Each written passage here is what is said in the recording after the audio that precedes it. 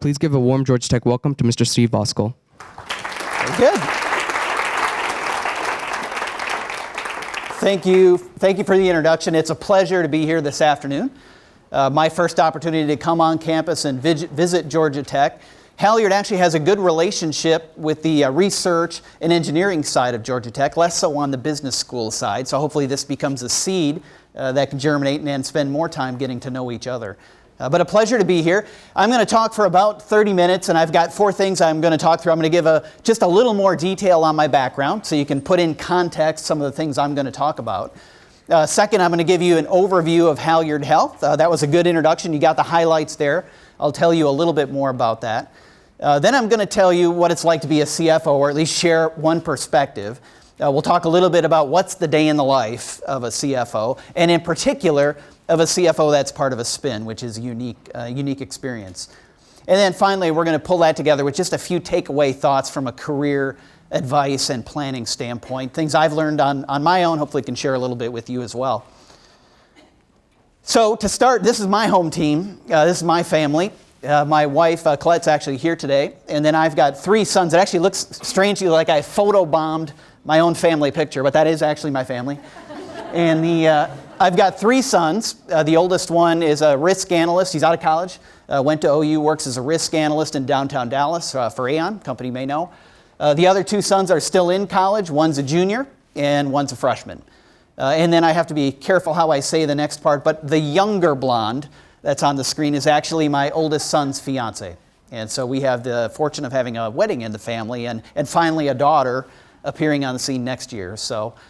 So we're going to talk more about, towards the end, especially on work-life balance. But this is ultimately the home team. This is the team that I'm playing for. And we'll talk about that. So my journey, I'm not going to go into a lot of detail. You got a bit of an overview already. I had a very fortunate experience to spend most of my career at the parent company from which Halyard Health came from, Kimberly-Clark. And I know you've had a speaker from Kimberly-Clark, Tom Falk, the CEO, not too long ago. So you know quite a bit about Kimberly-Clark. In that career, as you can see, you can do the simple math and say, I didn't stay any one place very long. And so in the course of that career, we moved 7 times. So every 3 years or so, made a geographic move of some sort. My very first assignment with Kimberly-Clark actually wasn't far from here. It was in Augusta, Georgia. Kimberly-Clark's got a world-class manufacturing facility. I was the most junior finance guy that could get hired by Kimberly-Clark at that time. I used to joke, but it might have been true that the copy machine had more responsibilities than I had. But it was a very junior role. Spent a year there, then got transferred up to Wisconsin. Spent a few years up there, also in manufacturing and cost analysis. Then I had an opportunity to come down to Dallas. And I worked first in strategic planning and then got kind of seconded into mergers and acquisitions. From there, that led to an opportunity. Actually, one of the mergers or one of the acquisitions we were looking at was based in Germany. And so I spent a lot of time going back and forth. And finally, they said, how would you like to just go to Europe and lead our mergers and acquisitions team there? So I spent 5 years with my family just living just outside of London, did that experience. From there, came back, said, hey, time to take a break. And I wanted to also keep my skills sharp. So I came back and went to school on the West Coast. Took a break for a year, and then when that was done, came back to Kimberly-Clark. I'll talk more about this, but actually left finance completely and went into sales. So I spent 3 years leading a sales team for Kimberly-Clark, something I'd never done before. We'll talk later about risk-taking in your career, and sometimes when they work and they don't, and I'll talk a little about that experience. From there, had an opportunity to work in treasury, so I came to Dallas, and then ultimately here to Atlanta. So a lot of moves, a lot of moving around. I am fortunate that my family was adventurous and was right alongside me as we decided to embark on some of that adventure together. So you've got a little overview of Halyard already. The fundamental takeaway is that this is a spin-out of a really good division of Kimberly-Clark that they had nurtured internally for probably more than 30 years, parts of this business. Back in its heyday inside of Kimberly-Clark, there was a time actually Kimberly-Clark thought the future for that company might be in the healthcare domain. For a period of time, this was a fast-growing, highly profitable part of that portfolio. But years ago, Kimberly-Clark also made a decision, we have to double down on the consumer products franchise. That is their heritage. And they needed to strengthen their brands. They needed to spend more on consumer innovation. And as soon as that decision was made, the healthcare business that they had nurtured became non-strategic. And from your business classes, you know what that means. It means you start losing the battle for capital, you start losing the battle for talent, you start losing the battle for innovation, and you start to not maximize what the true shareholder value of a business is. So if you're a finance junkie like I am, the immediate opportunity is to take a really nice, underappreciated asset that generates great cash flow, has strong brands, has a great franchise, and let it go out and compete for its own investors and its own capital and deliver its own returns. That's the fundamental premise behind the spin-out that was done in November of 2014.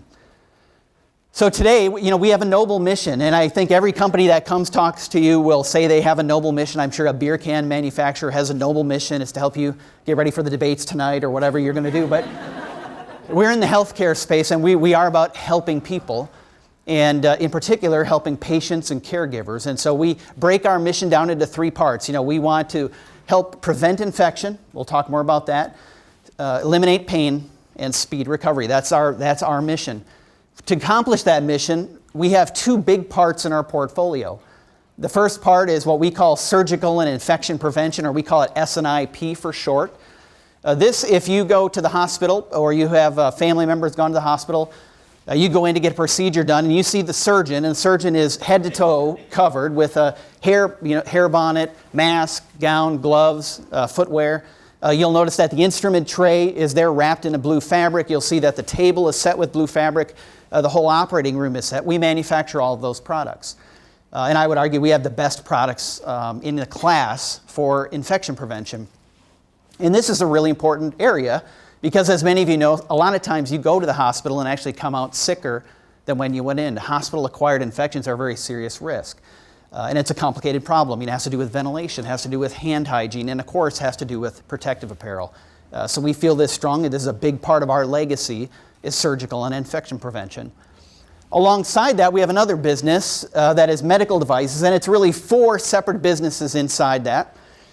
Two are focused on pain, and the other two are digestive and respiratory. But just to talk these through very quickly, the two pain businesses, one is called interventional, which is really getting at chronic pain. So you have long-lasting pain in your back, sore knee, sore hip, maybe an old sports injury. And then we have another business focused on acute pain or surgical pain. So you've just had a chest operation, you just had a new knee, so you've got pain after that procedure. So that's what we call surgical pain. The two businesses both target different therapies for dealing with that pain. In the case of acute pain, what we do is we will lay a small catheter at the site of your incision, and we'll give you essentially a water balloon that we fill with non-narcotic pain medicine that delivers that medicine right to the site of your pain. So you say, well, what is novel about that? Well, what is one of the biggest risks in pain treatment these days? You got it, addiction, right? We are the most overprescribed, opioid-addicted cultures, and it's a global problem. It's not even just a U.S. problem. Both of our pain businesses go directly at non-narcotic pain relief. So the benefit of the water balloon is you're not taking pills and dumbing down your whole body, making your whole body feel terrible to deal with the pain you have from an incision. You're not dealing with constipation, and you're not dealing with the other risks of addiction that come with opioids. The second pain business gets at chronic pain. So this is, again, I've got a pain in my back. And what we do here is we have an outpatient procedure where we can identify exactly which nerve in your back is causing you that pain. And we will go in with an electrical probe and a generator, and we'll basically burn that one nerve. And what that does is it disrupts the pain transmission signal. So now when your back hurts and that nerve is agitated, it doesn't send that signal to your brain. So we can give you up to 2 years of pain relief with this outpatient procedure, again, without any narcotics. So you don't have the case of, like Prince, dealing with long-lasting pain that leads to an addiction, or many athletes, even young athletes who get into that circumstance. So two businesses focused on pain, very much aligned around non-narcotic therapies. And then we also have a digestive health business. Digestive health is really providing nutrition where you can't get it normally. So if you're a child and you can't eat for whatever reason, have a disease, we have an enteral feeding product. I think I brought it along, actually. Basically feeds you through the stomach. It's a very tiny little thing, looks like this. And it basically goes in, that little balloon on the end, if you can see it, sits and holds it right in your stomach, so you can hook up and give your child nutrition right through here. Disconnect, and guess what? Your child has a normal life. You don't have tubes hanging out of you, making you feel unusual. Just a very tiny, low-profile feeding tube. And the other business is respiratory. Respiratory is anchored on a closed suction catheter. If for some reason you have to go on a ventilator, in the U.S., you will be using Halyard Health's catheter to help you breathe. So those are our 4 device franchises. We are a company in transition. The big transition, the first phase, was to separate successfully from Kimberly-Clark. That's done, and that went very well. We're now in the second phase, which is fueling future growth. So one of the things that happens when you're tucked inside a portfolio of another company, but you're not strategic, is you get behind on innovation, and you don't spend as much as you should filling that pipeline. And so our task now is to catch up. And so we are driving year-over-year increases in R&D investment. We have significantly built out our entire research organization. We have partnerships with Georgia Tech and a number of other universities to help bring novel technologies, especially in the areas of pain, but still really playing catch-up and building that future war chest of innovation. And then finally, over time, we're going to focus more and more on the device side of our portfolio. And you can imagine why. There's a lot of cost pressure in the industry, and surgical and infection prevention will always be a core part of what we believe in and part of our mission. But we know that long term, there's probably more growth potential, more revenue potential, and profit potential as we think about the device side of the business. So, comes back to innovation, always critical. I mentioned we have a number of partnerships. We have partnerships with the Department of Naval Research. We have partnerships with Georgia Tech and other universities. And while we're still playing catch-up, even this year we've launched, I think, 10 or 11 new innovations. So we've gone from almost a standing start to bringing 10 new relevant product innovations to market just this year. I hope that goes up significantly again next year. So that's it on Halyard. That was the infomercial. Love to talk to you more about it. I think we have some great careers, whether you're in finance, engineering, or other businesses that we'd love to talk to you about right up in Alpharetta. So now, switching gears, we'll talk a little bit about what's a day in the life of a CFO. And the first surprise is it doesn't start at 8:15. It starts pretty early. But I'll give you a few pictures, and hopefully you'll generate some questions we think about later. The first is that the role of CFO has evolved a lot. And even in my 20 plus years of being in finance, I've seen it evolve a lot. If you go back in time, if you go back 10 years ago and further, you're going to find a lot of focus on what I'll say simple cost control. We are the policeman, the guardian, the protector of assets, the protector of controls, and that was the locus of attention for a CFO, and that was a primary skill set. What is changing is that the expectations today are that your CFO is a growth partner in the business. It's one thing to understand the costs. Every CFO needs to understand the costs. But very importantly, got to be part of making the business bigger and growing profitably. And so you see more skills like being a challenger in the leadership circle, bringing new innovative thoughts, not just on how we do finance, but on how we do the business, how we go to market. And you see more focus on things like mergers and acquisitions and being part of the innovation agenda.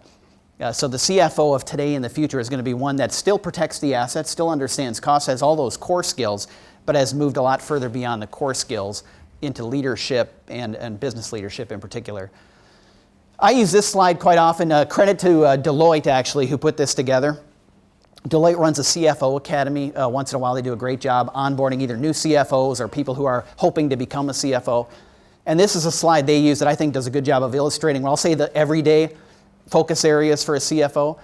And so if you kind of take these in turn, strategist, that's the part I just talked about. It's being focused on the growth strategy, helping the business figure out how to grow profitably, how to conduct merger activity, how to bring new products to market, very good understanding of customers, the go-to-market strategy, what our competitors are doing. That's a core piece. The second, operator, is a little bit more of what we did a lot in the past. And this is, hey, we got to pay the bills. We got to collect our cash. We got to make payroll. And we want all that stuff to run so smoothly and efficiently, people don't even know it's happening. It happens in the background and it's completely invisible. That's the goal. It's efficient and it doesn't slow up what we're trying to do and grow and build the business. Then steward. Steward, again, you see a vault on there. And there's an aspect of vault stewardship, meaning we're protecting the assets. We're going to ensure that we don't run out of cash. But really, it's a different kind of stewardship that we think about today. It's the stewardship to not hold the cash, but invest the cash wisely. That's good stewardship. Holding the cash, accumulating cash is not going to grow the company. Investing cash wisely is what's going to grow. So this is stewardship with an action towards growth. It does mean we got to have great controls. Controls and internal control, tone at the top, code of conduct, all critical parts of protecting and being good stewards, so that when we know we're making investments and I'm taking risks in a geography we don't know, or I'm launching a product that is new to the market, I know I'm not taking risk on internal controls. I'm not taking risk on integrity. I'm taking only a commercial risk. So that's part of being a good steward. I always look at my job as to be the biggest internal advocate for the shareholders. And so at any decision, I've got to make sure I'm representing our investors. And finally, catalyst. This goes to the new mode, which is you got to be a change agent. You have to encourage constructive conflict. Make sure the tough decisions get on the table and they have good discussion around them. So how does it work in practice? Well, in the spin, it doesn't look like the pie chart. It looks a little bit different. So in the first year, really the year before spin and the year of the spin, the allocation looked completely different, and probably not a surprise. Probably half my time in that beginning stage was just educating about Halyard Health. People didn't know the name, they didn't know who we were. This was roughly 10% of Kimberly-Clark's business, so they never talked about it in earnings calls. It was never a topic. So we have an opportunity to go and tell the story, and probably half our time between the CEO and myself was spent meeting with and telling the story. Above that, though, you also have to make sure you're executing the plan. A, you've got a good plan, and B, you're executing, because you can't tell a story that you can't deliver. And there's nothing more destructive to your credibility or a new company's credibility than to have expectations be out of line with what you can deliver. So you have to spend a lot of time making sure we're executing and not getting distracted by the spin. And then finally, on the left-hand side, again, controls. The SEC doesn't care that you're a new company. They want to be reported on time. It's got to be accurate. It's got to be correct. Neither does the FDA. Neither do foreign regulatory agencies. And so even though you're new, even though you have a lot of new people, you got to hit it and have good controls from the start. I make a joke at the top about the network crisis. So one of the things we screwed up when we spun is we try to figure out, hey, how much bandwidth do we need? You know, we've always been inside of Kimberly-Clark's pipe. And so the bottom line is we did not have enough pipe to get to the internet when we spun out in Alpharetta.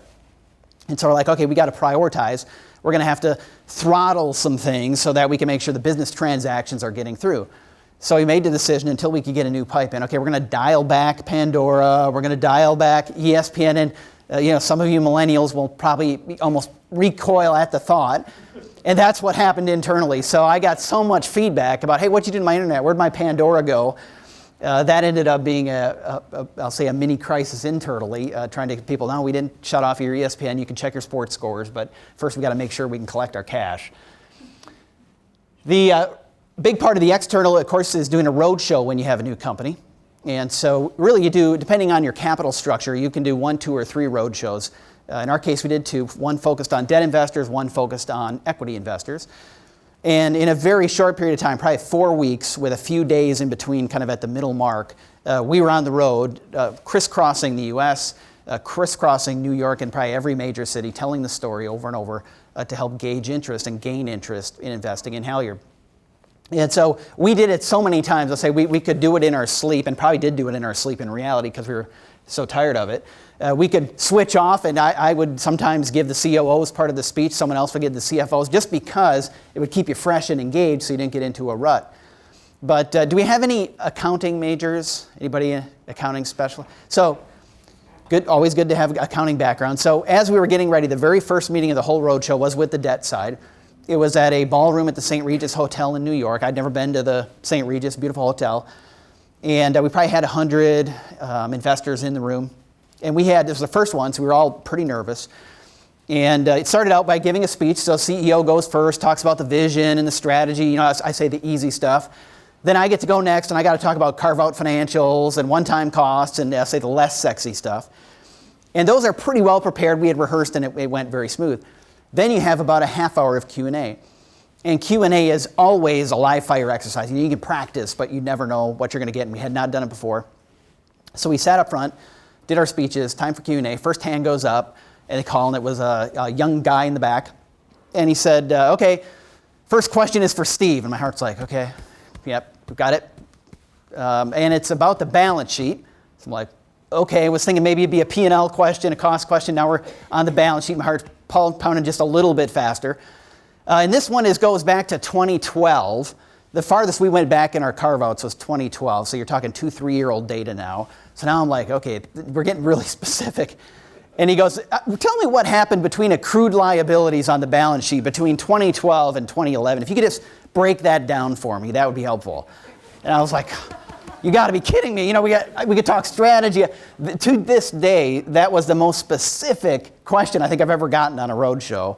And I honestly have no idea what I answered. I cannot remember. I think I blocked it out. He didn't ask a follow-up.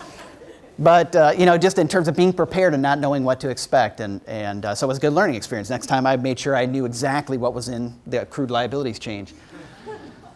At the same time you're doing the external, you're also doing the internal, because as we spun, there were a lot of capabilities we didn't have. We had to hire a treasurer, a controller, a CIO, and then they had to go and hire their teams. This hit me 2 weeks ago. I was in Nogales, Mexico, where we have a pretty big manufacturing operation, and we also have a shared service center operation.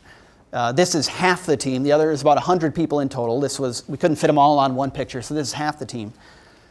What struck me when I was there and when I took this picture, when this picture was taken, is everybody in that picture but me wasn't here in 2014. So we went out, we hired every single person in that picture who collected our cash, paid our bills, handled logistics, handled customer service. So at the same time we're going outside and marketing to the market and to get investors, we're also hiring and building out our capability for the first time. So kind of drilling across that, what does it mean in terms of behaviors to be a CFO? Think about a CFO. There's a lot of things you could put. I just picked 7 here that resonated with me. So one, I mentioned, you have to create that constructive tension. Better decisions come from constructive tension. That doesn't mean destructive tension, where teams can't work together, they don't trust each other. But this is where you can come and have good disagreements about facts and grind together and come out with better decisions. Okay, that's a key skill. CFO has to be part of encouraging that kind of constructive tension. Second, you have to challenge underperforming investments. This goes back to protecting the shareholders. We make mistakes all the time, but we want to learn from them. We want to know exactly what went wrong, and we want to make sure we're also holding people accountable. If we're writing checks for big investments, and again, an example from this, I met once with an investor. Actually, it was towards the end of our first year, and this investor ended up being a big investor in Halyard Health. But in the first meeting, it was really contentious. There was profanity. There was, it was just his style. He was an older gentleman. But and when I left, I said, that didn't feel really good. We don't get many that are that combative. And he didn't even own us. He was just exploring. But come to find out, it was a family firm. He was a patriarch of a family firm that invested money. And he wanted to make sure that when he was putting his family and his investors' money into Halyard Health, he was making a good decision. And so that kind of push and drive, I actually respected that he was pushing us that hard to make sure he was doing the right thing for his clients. We don't see that all the time. And so that's on me then to make sure I'm also pushing and challenging internally to make sure actually his money is going to get put to good use. We got to question root causes. That's a big job of the CFO. Sometimes I think the higher up you get in an organization, the less you're worried about individual answers and the more you're focused on, are we asking the right questions? Because if you think about it, the questions define the universe of what you actually know. So if you're a universe, you ask 5 questions, your universe is this big and you know every answer, that's great. But if you'd have asked 10 questions or 5 better questions, now your universe is this big. Well, and guess what? You might not know some of the answers in that universe, but now you know what you don't know. And so a big part of the job of CFO is to ask questions and make sure that we're thinking through things. Disciplined decision-making, self-explanatory, articulating the story. That's what we've been talking about. Inspire the business with a focus on results. So when we give guidance, I look at it as it's a promise. Robert, our CEO, and I are making a promise on what we think is going to happen, and we take that seriously. That means we got to be absolute champions for execution and delivery against those promises. At the same time, we have to energize people to go get it. Colin Powell said, energy is a force multiplier. When you bring energy into a room, people get more excited, get jazzed up, and you can get more accomplished, and I'm a big believer in that. And then finally, you got to build an organization that's diverse, can help you think through problems differently than what you may think through. So I'm going to end this section with just a quick story, and it's an illustration, it's a true story, illustration of old role CFO, new role. So in my last year with Kimberly-Clark, when I was the CFO of the international business, I had a lot of opportunities to travel. In fact, that was one of my favorite jobs up until this one. In fact, it was the favorite up until this job. And had opportunity to travel to the Middle East. And the business in the Middle East was doing fine. It was a big business, not as big as Halyard, but it was a big business. But they were having difficulty growing and they had challenges with margin. And so in the business review, each of the leadership team kind of came and talked about their area. And it came time for the CFO to come up and talk. And he said, yeah, we've been analyzing in detail all the costs, and we've been able to identify that we can save some money by eliminating teaspoons in the break room. And you're like, okay, yeah, well, it turns out, people have tea and milk in their tea, and quite often they'll use a teaspoon to stir it, and it turns out some of these teaspoons are either getting thrown away or getting taken home. So I look around the room, and sure enough, there are people like swirling it with no spoon. I'm like, okay. So, and how much do you save from that? Well, you save $300 to $400.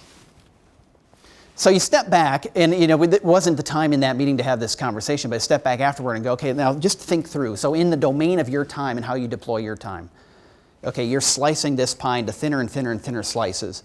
And as a CFO, you have to do that. You have to find ways to save money. But $300 on a business that, if you grew your top line, 1/10 of 1%, 1/10, you'd have 500 times more savings than the teaspoons.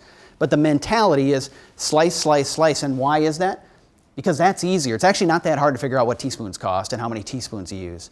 It's harder to find that 1/10 of a 1% sometimes and to work with the team to find the solution. But that's what the CFO of the future needs to do. You can't be the one just slicing and cutting. You also got to find ways to grow the whole pie. Okay. So now your journey, and I'm actually jealous of your journey. You're going to get to see things I never got to see. So I'm excited for you. Just a few tips or thoughts as we go forward. And none of these, I'm going to tell you up front that none of these are going to be shocking. The first, owning your career. Probably this is the generation, millennials, you're going to feel that ownership of a career. In my generation, you'd look to HR, you'd look to other people, and in the end, you got to own your career. And in my career, I never had a long-term plan. I maybe had a couple of roles I really wanted to do. But more than own, underneath that, just think what's important to you. So is it important to stay in one geography? Is it important to be close to family? Is it important to work in a city where I might find a spouse or partner someday? Is it important for me to get to see different cultures? Yeah, so if you think through for your life what's most important, that's going to help you formulate the plan when the opportunities come through. In my career, I said I wanted adventure. I was anxious to see the world, get to experience different cultures, learn different business problems. Things were not important to me. So what wasn't important to me was title. I never asked for or sought any kind of title. I never cared about the size of my office. I never actually cared about the boss. So I never turned down a job because that boss has a bad. So now bring it on. Let me see if I can work with that person. So those were things that were unimportant. So when opportunities came my way, I had the ability to say, okay, I know what's important to me, my family, my team, but I also know some things that I'm willing to give up on. And as you get opportunities, I think more than having a plan means owning, for yourself what's most important to you. Second is be self-aware. This is a tough one, because if you're not self-aware, you probably don't know that you're not self-aware. But the challenge here is that you really have to be in touch with your strengths and weaknesses. And especially when you're young, sometimes it's hard to have that feeling. I've had the benefit inside of Kimberly-Clark and now with Halyard of many, many 360 feedback processes and many candid friends and sponsors and others who pulled me aside and said, hey, you're doing this good, but you stink at this and you need to do better. In fact, the 360 feedback process that we've used over the years sometimes is so intense, that I would say, and I wasn't joking, I got to have a glass or two of wine before I even break the seal on this thing to start reading it, because it's like I got to calm down. It's human nature to focus on your weaknesses and to really drill into those things. But boy, it makes you stronger. That is the gold, when you can get people to really give you candid, direct feedback on the things you're good at and the things that you need improvement on. I had a lot of good bosses that were very candid. I had one that when I would go earlier in my career, I got opportunities to present to the board of directors of Kimberly-Clark. He would literally pull me aside. We'd get out of that meeting, he'd pull me aside and say, okay, hey, you did this good. You listened to that question, good response, was concise, but you totally blew it on that one. You were talking over him. You didn't, and it was that kind of punchy, candid, clear, hard to misunderstand feedback that was very, very helpful. He also said, and I'd encourage you the same way, our human nature is to focus on the negatives. It's my nature. Show me the things I'm doing bad and I'm going to obsess over those things. But he also said, don't forget what got you here. You have strengths embedded in you that are unique and differentiated, and that's one of the things that's giving you the opportunities. Focus on those constructive things. Get better in those things, but don't forget what got you here and leverage your strengths. Run with your strengths. But you can't do that if you're not self-aware. Third, the obvious, hey, you got to deliver results. If you're getting your assignment done, early, if you're doing a great job on the project, you're going to get more projects. If you're taking work off your boss's desk to do it yourself, guess what? Other bosses are going to be paying attention to that. When you can bring forward some solutions to vexing problems that others have struggled with, even if they don't work, just the fact that you're pushing and you're thinking and you're driving, that attracts attention. And it's that delivery of result that brings, what we call sponsors, or people who are going to actually notice, but not just notice, but take a personal interest in your development and want to see you grow. I was very fortunate in my career that I had opportunities where I had jobs where I knew I can crush this job. I can really do well here. And I had people who saw me take that opportunity to do well. And some of those people ended up moving me along all throughout my career and giving me opportunities. And so, but often you get the question in reverse, well, how can I get a sponsor? And the answer is the first thing you got to do to get a sponsor is deliver in your current job. Finally, taking risks to grow, very big. So I liked adventure. I always wanted to take risks. Some turned out to be foolish. Most turned out okay. I talked a little bit earlier about sales. So I had it in my head for a long time that I wanted to get out of finance, do an operating role, and I thought the best role for that was to get a job in sales. So when I came out of Stanford, I happened to know the head of sales for Kimberly-Clark's consumer business, and I found out what city he was in. I flew to that city, took him out to dinner, and I begged to get a job in sales. I said, I'll do the most junior job you have on the Walmart team, whatever it is. Just give me a chance to, because I want to learn. I want to see what it is like to carry a bag and go get a customer and get a sale. And so he did. He gave me actually a leadership role on a medium-sized client that we had out on the West Coast. And it was a great experience. But it was fraught with danger. All my network was in the finance side. I knew nobody in sales except him. And but you can do things to mitigate the risk. So I right away networked out, found a couple people in sales that were peers. I said, hey, I have finance background. That's important in sales. I think I can help you with that. Can you help me with how to deal with this customer and how to interpret what they're telling us? And so there were ways to mitigate the risk. But ultimately, that experience helped propel me to the next job. Because it was a sign of investing in yourself for development, learning some things. A lot of finance people actually don't know how we make a sale. Haven't had to sit in front of a customer and either delight or irritate a customer. That's great learning that you never forget. Another example, I'll give a different example. I had an opportunity. This was probably midway through my career. I had an idea on strategy. And I won't get into the details, but my sponsor at the time said, hey, that's a really good idea. I think we should get you in front of the COO. So this was like the second in command of Kimberly-Clark. And I was pretty junior, to be honest. But it was, this wasn't a bad idea. So he said, okay, listen, I've got an appointment. We're going to go in. We're going to go see him. And I want you to present your idea. He was very supportive. And so I went in, did a good job. It wasn't a long, maybe 15-minute presentation. Thought I did really well. And immediately said, yeah, we're not doing that. We're not ready for that. What are you kidding me? Kind of, like not a, hey, good try, I appreciate the initiative, or just, kind of toss it back at you and say, well, no, we're not doing that. And so I said, well, that didn't play out the way I had dreamed it was going to go. And so, okay, I take it as learning. There was a risk I took. It didn't work out, didn't lead to anything. And maybe I even chewed up some equity by throwing forward that idea. So that not all of them worked. Now, funny thing is, later, that same person went on to even a more senior position inside of Kimberly-Clark. And lo and behold, when he went into that senior position, he brought out his leadership agenda, and that exact thing I presented that day was part of his leadership agenda. So even then, even though the feedback was negative and it hurt, and actually I felt crushed coming out of that meeting, the seed was planted. It was an opportunity where yet again there was a small impact on something bigger down the road. So you got to take risks. You got to, especially when you're young in your career, you have less to lose anyway. Go for it. Put yourself out there. Work-life balance, I throw it in because it's always a hot topic. It's hard to find people in C-suite jobs, I think, that have a lot of work-life balance. Just to be honest, I think it's tough. It goes back to what I said at the beginning. Decide what's important to you. If a 40-hour week is important to you, if not traveling is important to you, you have to make life choices, and you can get what is important to you to happen. But C-suite jobs are difficult to get. And I go back to Malcolm Gladwell would say, 10,000 hours, you need to be really good at your job. Okay, well, I've had 13 jobs. I'm still way behind on the Malcolm Gladwell scale of 10,000 hours. I'm behind on this job of getting that kind of experience. And so when you're running on a treadmill like that and you love it and you're energized by it, it's very hard to find what the balance points are. And so it's one of those honest conversations with yourself, again, being self-aware, talking with your family and understanding what your priorities are. Nobody gets to my age and looks back and says, boy, I wish I spent less time with my family. And so you don't want to be in the spot of looking back and having those regrets.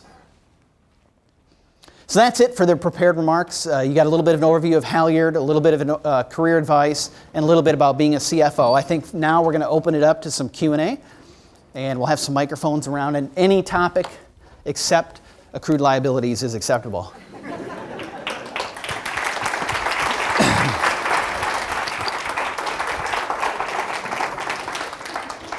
So, Mr. Voskuil, I have a question for you, just to start things off. You mentioned that you're undergoing a lot of acquisitions, and more importantly, the breakaway from Kimberly-Clark. What are some growing pains that you're facing in your company, and I guess what's your biggest challenge as CFO? Yeah, the biggest challenge we had coming out of the gate, I mentioned underinvestment in R&D, that was a challenge. The biggest problem we had in the first year was actually our planning capability.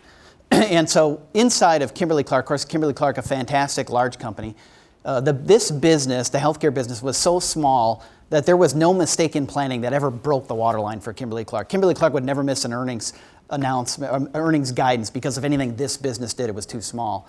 So when we separated, well, now we're on our own. Now we're in the sea without any protection.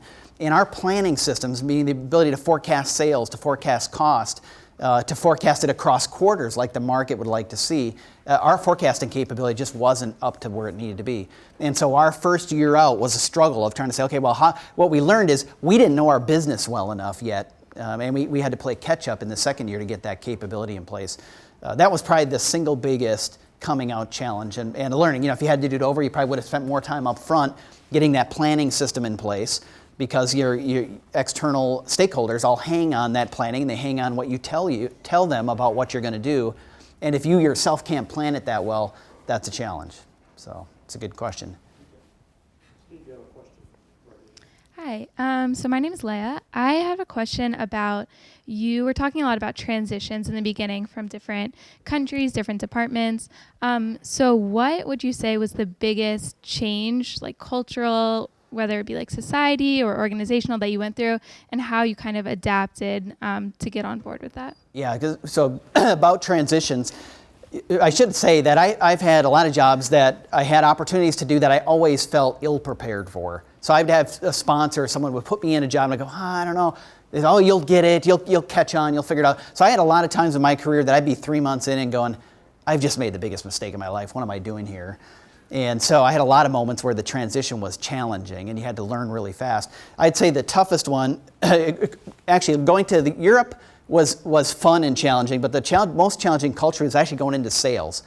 Because what I found out is, in a world that I normally live in, with a lot of left brain analytical, not necessarily inspiring, kind of motivating people, going into a sales team where they hung on every breath. And so if I came into the office with a sales team and I was having a down day, I was disappointed. They would read the body language, even the way I hung my shoulders, and they would get, oh man, something must be wrong.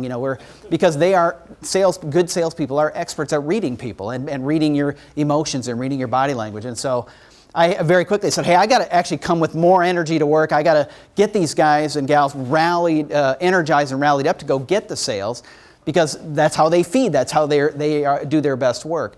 And so for me, that was a big learning of having to adjust my style from working in a more of a finance-oriented analytical environment to one where human emotion and energy and passion really leads the day to be great in sales. And again, I was lucky. I had actually one of the top salespeople was a woman. And she came into my office, I think I was 2 weeks in, and we had just had a meeting. I think we had missed one of the things about sales is, you get a report card every day. You get on the desk, did you hit your sales yesterday or not? And so every day, report card. And we had 3 days in a row, we missed our sales number. So I was like, hey, I'm going to go create some tension. So I got the sales team together and said, hey, we're missing, we got to do better, blah, blah, blah. And they're hung. You could just see the body language kind of get down and down and down. And so I got out of there, went to my office thinking I'd really, straighten matters out. And fortunately, one of the senior sales women came into my office and said, hey, can I tell you something? Yeah, what are you going to tell me? You really screwed that up. I mean, you just went into that room and you sucked all the air out of that team. And he said that they're not going to get the job done with you acting like that. You've got to go in, and when they're down, you got to bring air into the room. You got to energize them, not take it away. And that was just a fundamental, I just didn't get that. That was part of being in a job and learning as you go. And I was fortunate that she came into my office and had that candid conversation. So I'd say that was my toughest transition overall, was making that leap between the two functions. Hey. So one of the questions I had was about Halyard Health. What are your company's views on price control, especially with concerns surrounding the health industry with rising prices in medical instruments and medicine as well? Yeah, so as you know, healthcare is, especially now, more every year, very focused on price control. We are fortunate or unfortunate that our products have been under the scrutiny of cost reduction, not for 2 years or 3 years, but probably for 30 years. So like in the S&IP side, all of that protective gear, we go through a procurement team. These are highly competitive markets. So in the US, you have 3 big competitors that play in that space. So they are always trying to find the edge, trying to take price down and get share, trying to bring innovation. And so I'll say we are very familiar with the challenges of operating in a price-compressed environment. If we were making $10,000 knee joints or something, I'd say you're going to face a lot more of that pressure in the future. A lot of our products have already had a lot of cost pressure, and so we live in that environment. We're used to that environment. I'll say we're not afraid of it, but it is just a dynamic of being in healthcare these days. Is you got to deliver care more affordably. But as you move more aggressively in medical devices, what you count on that problem? Pardon? As you move more aggressively into medical devices, long term, isn't that the problem that you make? That's right. So if you move more into medical devices, do you see more or less? Well, the answer is it kind of depends. And so what's unique about medical devices is sometimes you can have IP that protects a position where you've got the best solution in the marketplace and you don't have 4 or 5 or 10 competitors. So if I take 2 different examples, glove business. In the glove business, there are probably 10 or 12, even 15 major competitors for gloves. And as you'd expect, prices are always under pressure. It's very commodity-driven business, very difficult. And it's very hard to differentiate. I will tell you, I think our gloves are the best, but if you put on 2 gloves, you might say, well, it's hard to tell, Steve. I really can't tell. So it's challenging. If I go to some of the medical devices, however, I can say I can really differentiate. I can tell you can get 2 years of pain relief with our Cool Leaf product, and you can't get it. I'm not making it. You can't get it with another product because it doesn't exist. And so there are places like that where in the medical device space where you can still differentiate and innovate, where you can maintain, I'll say, a return for your IP investment. Hey, so you mentioned that throughout our careers we should always be looking to grow and take steps forward. And just to give us some perspective, I was wondering what you're kind of doing right now at your stage in your career to grow. For my career, yeah. So that's a good question. I'll tie it to a funny question. When I mentioned I was in Nogales 2 weeks ago, and I did a presentation, not completely different than this, more of a company update, and then I did Q&A. And one of the folks said, hey, where you are in your career, you must know everything now. So what do you do? How do you learn anymore? And I was like, oh boy, you have no idea. I had my last 360 feedback just about 2 months ago, and I've got a lot of things to develop yet. And so, I've gotten some unique experiences in the last 2 years. A few CFOs get to take a company public. I've had that opportunity. A few get to go raise capital, got to do that. I hope in the next couple of years we're going to do more M&A, and we're going to do some more transformative things for the company as we focus more on medical devices. I think we're going to see some creative capital structure. I think we're going to see some creative combinations of businesses. That's very energizing for me. And then I think just seeing where this business goes from an innovation standpoint. Healthcare is, I think, the most dynamic part of our economy. There is so much happening in this space. And you can go, yeah, well, okay, Silicon Valley. Yeah, but a lot of Silicon Valley is actually working in healthcare too. And so there is a lot happening in this space, and I couldn't be happier to be a CFO in this domain where I think that the landscape's going to continue to change. Hi. As you continue to build your teams, and when you initially built your teams, what were the positions that you found the most difficult to fill? And then connected to that, what are the innovative measures that you took to reach the premier talent? Yeah, great question. So when we looked at talent, there were no easy ones to fill. But in my career, so I mentioned I had sponsors. Well, I also sponsored some people inside of Kimberly-Clark at the time. So the first thing I did to fill out my leadership team is I went, okay, he's my guy. She's done a great job for me. And I went right down my list of people inside of Kimberly-Clark that I sponsored and said, do you want to join me on this venture? And so I filled as many roles as I could with people who I knew and sponsored inside of Kimberly-Clark. Then we went outside, and I would say some of the toughest jobs were in the IT space. IT, very competitive, specialized. And so even now 2 years later, we still have a couple of IT roles. We still haven't found exactly the right fit for those roles. Those have been tough. Also on the research side, and you can imagine you start to get down to very narrow skill sets and PhDs and nerve pathing and other skill sets that are just very unique and difficult to find. On the business skill set side, I'd say IT was one, and probably also accounting was one that we had a tough time filling some accounting roles. Accounting, and I say accounting, internal controls, all of that domain. Mm-hmm.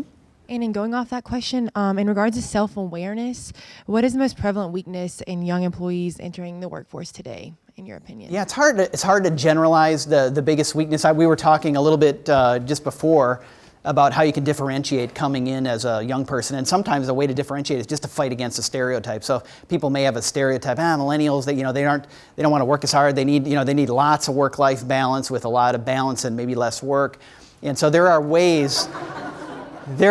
And I'm not just saying it's a stereotype, it's probably wrong in most cases, but one way you can differentiate is just to fight against the stereotype. Be different than what their expectation is. I think that's one way to differentiate. The other is, and I got this question a lot too, people would say, well, hey, you went to Europe. People would come up and say, how do I get that job? How do I get to Europe? And I always say, rephrase the question. Come to me and say, what can you do for me in Europe? Tell me so rather than tell me how do I get to that, tell me what you think you can bring to that job, because that's kind of puts the ownership back on me again, right? I'm going to tell you why I think I'm the best person for this job. I'm not going to wait for your assessment and hear your story. Let me tell you why I can make a different future or a brighter future for you in that area. So. In terms of innovation, what do you think the balance will be between innovating organically within your organization versus innovating through acquisition? And what are some of the competencies of leading innovation internally? Yeah, great question. So we've been pretty clear, we got to do both. So we are definitely doubling down internally. One of the first hires that our CEO did as we spun, that we said internally we didn't have the person, was the head of R&D. And so we got a fantastic leader. In fact, he's been to Georgia Tech several times, name's Lee Burns. And he has set about completely rebuilding Halyard's R&D team and has actually done a fantastic job. And so we are giving him more money. I kind of tease him back and forth and say, I'm willing to write the checks, but you got to give me some sense for the capability you have there to catch that pass I'm going to throw you. And so we have a good dialogue going back and forth. But we're going to grow organically for sure, particularly in the device side, because we still have expertise, particularly on the digestive, respiratory, and those two pain businesses. That said, healthcare is probably also one of the most acquisitive markets. And so we are constantly on the hunt, on the prowl for opportunities inorganically. So we have touch points in all kinds of venture investments. In fact, we've already made our first venture investment. We also completed our first acquisition. So in the second quarter of this year, we announced the acquisition of a business called Corpac, where we had always been big in enteral feeding through that little device that I showed you. Corpac is great in nasogastric feeding. Same kind of technology. We can make their products. Large synergies of putting these businesses together. Same call point. So that was our first opportunity to buy something inorganically and take all of their patent estate into our house and all of their R&D. So we are very active on both. We've got a very active M&A team. I would say we're in dialogues on opportunities all the time, but as we know, M&A is hit and miss. And so it depends on who wants to be for sale and at what price and in what competitors. And so you can't bank on that. You kind of try to put out as many hooks into the water as you can while you're driving your organic piece at the same time.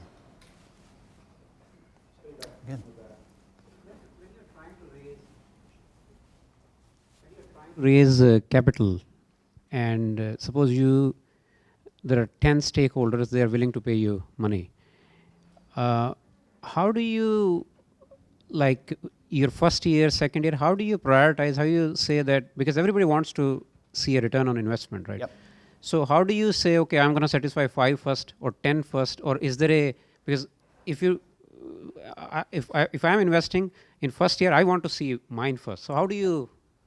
Yeah, great question. So, when you spin and you're raising capital, how do you differentiate how do you differentiate who gets the return and so on? What's interesting is that when you go to market, you have in your head a certain target investor that you're trying to see. The truth is you'll talk to anybody because you want to spread your reach as far as you can, but you have in mind a target.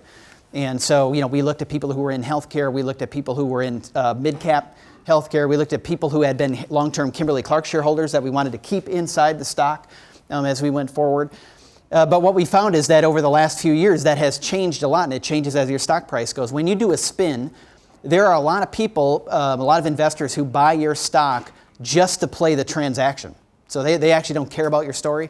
They really care about the 30 days after you spin and go public, and they're going to play a game, an arbitrage game on what your stock does. So we probably had more than 25-30% of our shareholders at the beginning were alternative investors just playing the spin, and they had an investment thesis around, hey, healthcare companies in this size, when they go public, tend to go up, and then they get out.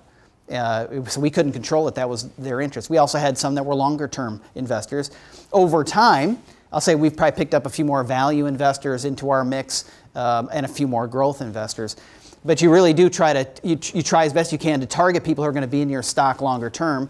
But everybody has a different investment thesis, and it's hard sometimes to understand what their risk appetite is and what their underlying thesis is to stay in the stock. Steve has a question. Is it working? Hi, my name is Amber.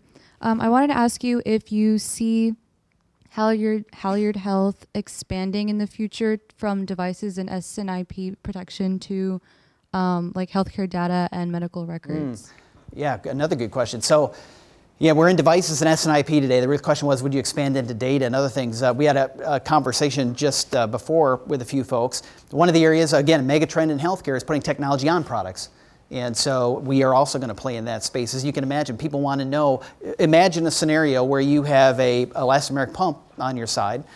And what's very important when you're getting pain treatment is what's your pain score. And in fact, hospitals get reimbursed sometimes, or reimbursement affected by what their pain scores are.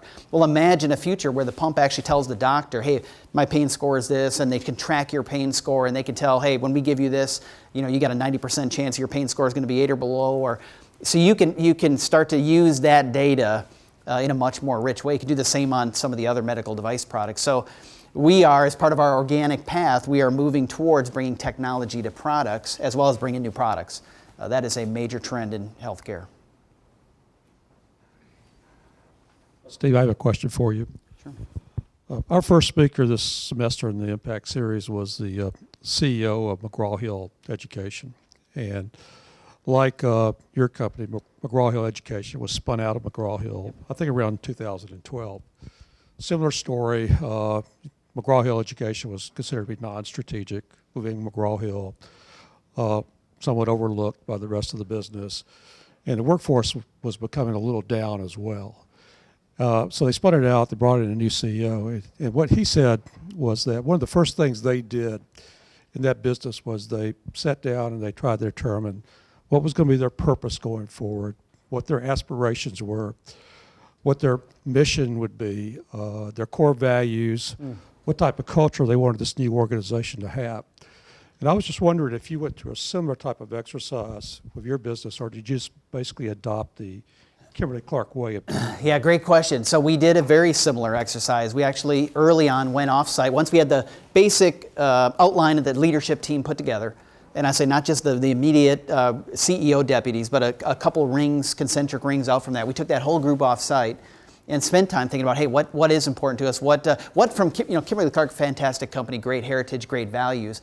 And we did not want to completely cut the line because there were actually some fantastic values we wanted to take along. But also, we said we're in a much more dynamic industry, rapidly changing. We need to be young, quick decision makers, agile. And so we had a session to talk about how do we take the best from Kimberly-Clark and how do we create new for ourselves. And out of that came things like our values. So we have, if you ask Kimberly-Clark values, you're going to get a different answer. For Halyard, we talk about the ABCs. We want to be authentic, bold, and caring. That's our values. So authentic is actually a Kimberly-Clark carryover. Kimberly-Clark is a very authentic culture, which means we're candid with each other, like the feedback I was describing. We have very high focus on integrity, ethics, tone at the top. And so it's that sort of authenticity is a key piece. Caring is also similar to Kimberly-Clark. Obviously, if you're making Huggies diapers and so on, you care, and we care deeply about our caregivers, our patients, nurses and doctors. So that's also a carryover.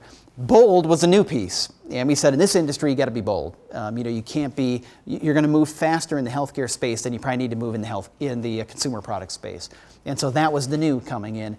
But that's an example. We spent time offsite doing exactly that, saying, hey, let's take the best from the past, but let's augment it with what we need to be successful in a young, agile healthcare company. We did that on values. We did that on our core leadership skills. We thought through what do we need to be. We even thought about it for the composition of people we recruited. That we said, hey, we want to focus on people from a healthcare background, people from a startup background, rather than a lot of people inside of Kimberly-Clark were like, hey, I think I want to be part of that spin. I think I want to get into healthcare. And we said, you know what, we need different culture at all levels to come into the company. Steve, thanks for coming to Georgia Tech today. Thank you very much. My pleasure. Thank you very much.